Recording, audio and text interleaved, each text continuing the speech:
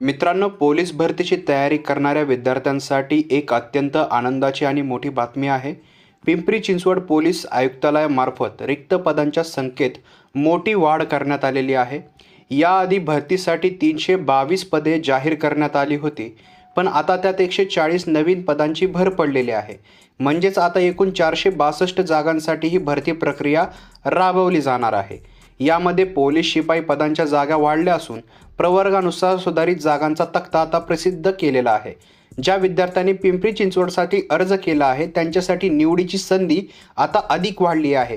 त्याचबरोबर भरती प्रक्रियेत होणारे असे महत्त्वाचे बदल आणि अपडेटसाठी वेळेवर मिळावे यासाठी या चॅनलला आत्ताच सबस्क्राईब करा.